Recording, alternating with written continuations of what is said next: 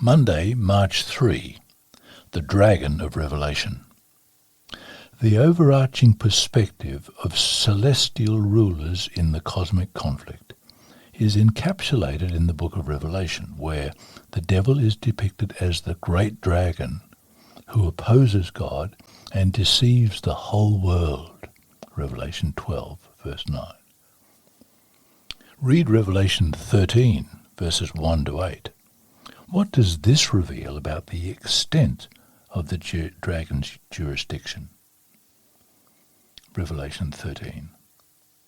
The dragon stood on the shore of the sea, and I saw a beast coming up out of the sea. It had 10 horns and 7 heads, with 10 crowns on its horns, and on each head a blasphemous name. The beast I saw resembled a leopard, but had feet like those of a bear and a mouth like that of a lion. The dragon gave the beast his power and his throne and great authority. One of the heads of the beast seemed to have had a fatal wound, but the fatal wound had been healed, and the whole world was filled with wonder and followed the beast. People worshipped the dragon because he had given authority to the beast, and they also worshipped the beast and asked, "Who is like the beast? Who can wage war against it?" The beast was given a mouth to utter proud words and blasphemies, and to exercise its authority for 42 months. It opened its mouth to blaspheme God and to slander his name and his dwelling place and those who live in heaven. It was given power to wage war against God's holy people and to conquer them. And it was given authority over every tribe, people, language and nation. All inhabitants of the world will worship the beast, all whose names have not been written in the Lamb's book of life, the Lamb who was slain from the foundation of the world. The dragon, Satan, not only wars against God and his servants, but he is depicted as the ruler behind the earthly kingdoms who persecute God's people throughout the ages. The dragon gave his power, his throne, and his great authority to the beast from the sea.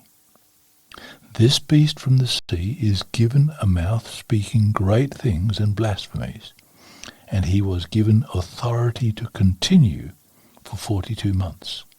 So, Satan, the dragon, gives power and ruling authority to the beast, an earthly, religious, political power. This power is exercised in order to usurp the worship that is due alone to God. The beast blasphemes God's name. It also wars against and even overcomes God's holy ones, his saints, at least for a period of time. This worldwide authority and jurisdiction is given to him by the dragon, the usurping ruler of this world.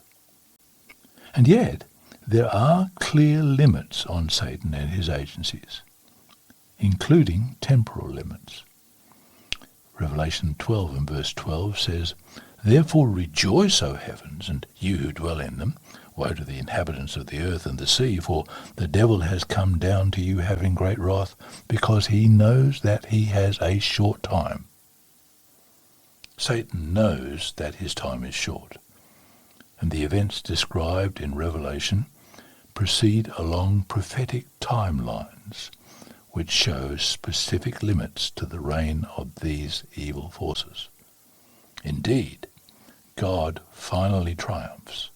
Revelation 21 verse 4 says, "And God will wipe away every tear from their eyes. There shall be no more death, nor sorrow, nor crying. There shall be no more pain, for the former things have passed away." Thought for reflection. However hard it might be for us to see it now, in the end, good will eternally triumph over evil. Why is it so important that we never forget this wonderful promise?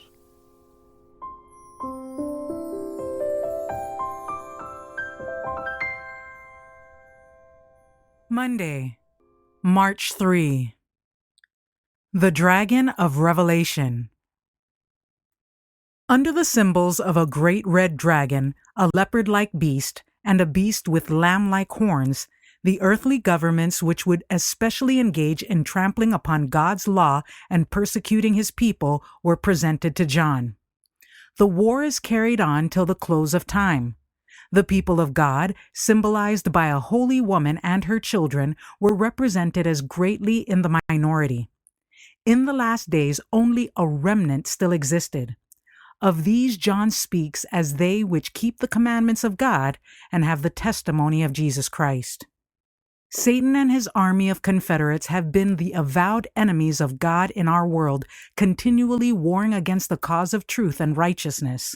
Satan has continued to present to men, as he presented to the angels, his false representations of Christ and of God, and he has won the world to his side. Even the professedly Christian churches have taken sides with the great apostate. Ellen G. White comments in the Seventh-day Adventist Bible Commentary, Volume 7, pages 972 and 973. We are in constant danger of becoming self-sufficient, relying upon our own wisdom, and not making God our strength. Nothing disturbs Satan so much as our not being ignorant of his devices. If we feel our dangers, we shall feel the need of prayer as did Nehemiah, and like him, we shall obtain that sure defense that will give us security in peril. If we are careless and indifferent, we shall surely be overcome by Satan's devices. We must be vigilant. While like Nehemiah we resort to prayer, taking all our perplexities and burdens to God, we should not feel that we have nothing to do. We are to watch as well as pray. We should watch the work of our adversaries, lest they gain advantage in deceiving souls. We should, in the wisdom of Christ, make efforts to defeat their purposes, while at the same time we do not suffer them to call us from our great work. Truth is stronger than error. Righteousness will prevail over wrong. Ellen G. White comments in the Seventh-day Adventist Bible Commentary, Volume 3, page 1138. With pity and compassion, with tender yearning, the Lord is looking upon his tempted and tried people. For a time the oppressors will be permitted to triumph over those who know God's holy commandments. All are given the same opportunity that was granted to the first great rebel to demonstrate the spirit that moves them to action. It is God's purpose that everyone shall be tested and proved to see whether he will be loyal or disloyal to the laws which govern the kingdom of heaven. To the last, God permits Satan to reveal his character as a liar, an accuser, and a murderer. Thus, the final triumph of his people is made more marked, more glorious, more full and complete. The people of God should be wide awake, not trusting in their own wisdom, but wholly in the wisdom of their leader. They should set aside days for fasting and prayer. Selected Messages, Book 3, page 414.